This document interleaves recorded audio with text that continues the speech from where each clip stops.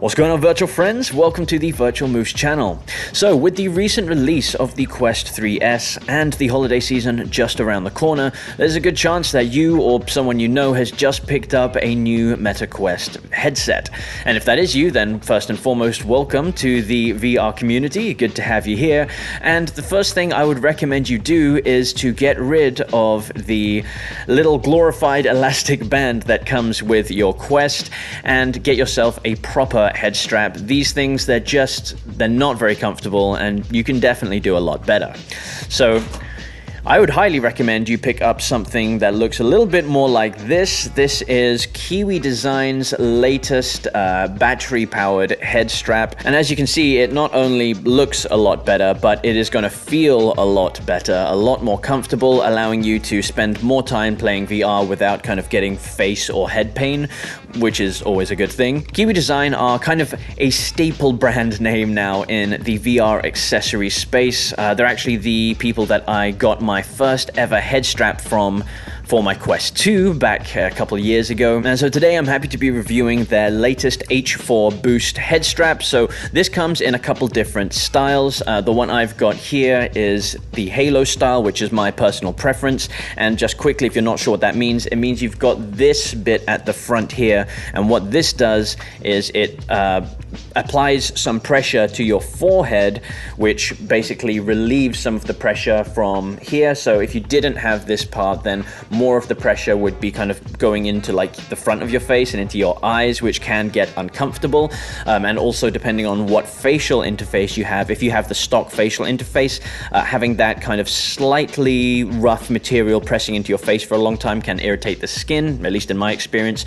So having something like this relieves a lot of the pressure from the front of your face and kind of transfers it to like more of your forehead and the top of your head. And you have this nice kind of padded cushion to make sure that that is a comfortable experience. So that's the one I've gone for. If you prefer the Elite style strap, which doesn't have the forehead padding and instead just has like a strap that goes over the top, that is also an option as well. And the guys at Kiwi were also kind enough to send me their new G4 Pro silicone controller grip covers. So we're going to be talking about these. And thank you to Kiwi Design for sending me these so that I can review them and make this video for you guys. So we're actually going to be talking about the G4 controller grips first, because there's kind of a lot more to get into with the head strap. So I've had other controller grips before, but I've never had a silicone cover one that kind of engulfs the entire controller, and I wasn't really sure what to expect. But I have to say, I was pleasantly surprised with both the way that this feels and actually performs. So to start with, the actual silicone cover that encases the entire controller is very soft and comfortable. Also, it feels like it adds a little bit of grip, so it is slightly textured, and of course it makes your controllers waterproof. Now, I wouldn't say they are completely waterproof, but they are certainly water resistant, or at least more water resistant than they would have been without. They're super easy to fit. You can literally just slide your controllers in a matter of seconds. You do want to put on this little battery cover first, which has a gap in it, which will allow you to quickly access the battery compartment without having to remove the entire silicone case. But once you fit that in, you literally just slide your controllers into the silicone case. Super quick, super easy, no problems at all. Now, speaking of that battery compartment, as you can see, it has been very nicely designed. One thing that would really annoy me is if it was kind of difficult to kind of get your nails into that compartment and open the door. They've done a really good job here of putting this little gap, as you can see, around the entire compartment, so it's really easy, even without nails, to kind of get your fingers in and open the battery compartment. Now, once you've done that, you can see you've got full access to your battery to quickly swap them out when necessary. And once you close it up, it definitely feels like it's got a tight seal. I wouldn't be worried if you spilt like some water or something on there, or if you just get really insanely sweaty during your sessions. I wouldn't be worried that any liquid would leak into there. It feels like it's got a solid seal while at the same time being really easy to open. Around the top of the controller, as you can see, it also provides enough padding to protect the controllers from light bashes and scrapes. As you can see here, I've had some previous experience with that before I had these on, so having these on will protect your controllers from getting bashed up. If you accidentally hit the wall or like someone in the face or anything like that, your controllers will be nice and protected. The material used to make the hand straps also feel very high quality. They're both soft and sturdy with just a little bit of stretch to them, just enough enough so that you can easily slide your hand in and out, but not so much that it makes the fit kind of feel loose. Like if it was too elasticy, it wouldn't feel like it was really gripping your hand very tightly. So it's got a little bit so you can slide your hand in easily, but not so much that it becomes loose. This little rubber bit here where these straps attach onto also feel like they've been well thought out. It is both sturdy and flexible. As you can see, it bends around loads and doesn't feel like it's going to tear or break, but at the same time it's very rounded. There's no kind of edges or corners or bits that will dig into your hand and provide any discomfort at all. So again, simple things, but it just feels like it's been well thought out and well executed. And finally, they just look cool. Like, I really like how they've gone with the black color for these, so that it kind of makes your entire controller black with the kind of contrasted white triggers. I just think it looks way cooler like this, and so if aesthetics are important to you, then these will definitely bump up the look of your Quest controllers. Alright, now let's talk about the H4 Boost head strap. So discussing the features first, like I said, we've gone with the halo design here, which just provides better balance of pressure on your face, taking the pressure away from around your eyes and distributing it better for a more comfortable fit. There are 4 points of adjustability on this head strap, which ensure that you can customize the fit to exactly how you like it. More about this coming up. Now you can expect the battery in this to provide an additional 3 hours of playtime in your headset, give or take a bit depending on what you're actually doing in the headset. But one thing about this head strap in particular that is cool is the new dual fast charging technology, which basically allows you to charge both the headset and the battery pack at the same time. So it saves you from having to kind of use 2 different plugs and 2 different cables. In my instance, I've actually only got one that I use, so I have to charge my battery packs and my headset separately.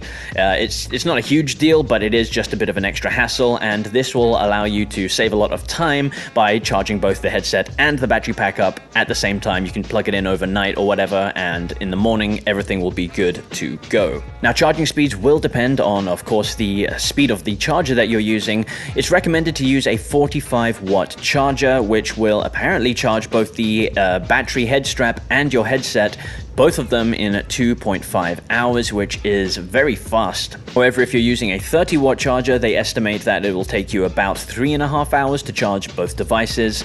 And of course, if you're using an even slower charger than that, it will take you even longer. But provided that you have a 45-watt charger, you'll be able to charge up both of your devices from 0 to full in no time at all. Fitting the head strap onto your Quest 3 or Quest 3S is pretty straightforward. You just follow the step-by-step instructions that come in the little manual, but in case you want a more visual representation, I'll just run you through the process real quick. So step 1, you want to make sure that the head strap is actually oriented the correct way. It can be, if you've never used these before especially, it can be a bit confusing which way around it goes. So there's a little picture here, and you just want to have it oriented this way with the USB-C cable hanging out, so you don't want that to get all kind of tangled up. First thing you want to do is remove the facial interface from your Quest headset. Next up, you want to carefully attach the side arms to the side of your headset. They just kind of, you literally just place them over the top and they will snap into place with a little bit of pressure. Now for this next part, you want to attach this little foreclip, apparently that's what it's called. Attach this foreclip to this bit at the kind of top front of your headset. Now usually, at least in my experience, other head straps, what you'll do is you'll have to feed this bit of material like this strap through, and that's actually a bit fiddly, and that's normally the most annoying part about attaching a new head strap. So I'm glad that they've gone with an alternative method here. But yeah, just clip it on here like so. Make sure you hear an audible kind of snapping or clicking sound, and then you know it's properly in place. Once you've done that, you can reinstall your facial interface back onto the headset. Just make sure you take care of your lenses when you do this. After that, you're ready to plug in the USB-C cable into your headset, and then you want to fine-tune the positioning to get the most comfortable fit. So as I mentioned previously, there are actually 4 different adjustment points, so you can really customize the way that this fits onto your head. The first one you should be looking at is the side straps, which can either go further in or further out. This is the most important one because you won't be able to fit the thing on your head if it's not done correctly. So use this little kind of scrolling wheel, which is located at the back of the head strap, just above the battery indicator. If you scroll this in or out, it will either bring the headset closer or further away from your face.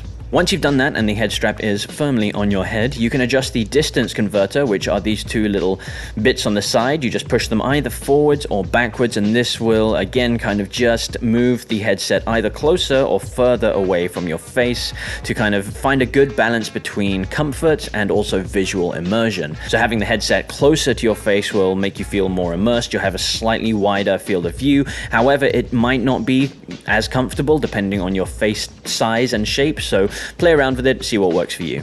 After that, you can actually adjust the angle between the headset and your face by turning the fitting knob, which is this little kind of dial at the front part of the head strap, so just on the kind of above the little halo-y bit that presses against your forehead. If you twist that wheel, it will adjust the angle that the Quest sits on your face. And finally, you can further secure the head strap by adjusting the Velcro strap that comes at the top of the head strap. Play around with this a little bit because I find that I never get the perfect fit the first time I try on a head strap. I always wear it and it feels okay, then I play for a bit and it needs some adjusting later on. So play around with all of these different options, and until you find like the perfect fit for you. It should feel both secure but also comfortable, so you're not getting a lot of pressure on your face because that could give you a headache later on. But at the same time, you don't want it so loose that it's shaking around on your head and potentially going to fall off. So find that balance that works for you.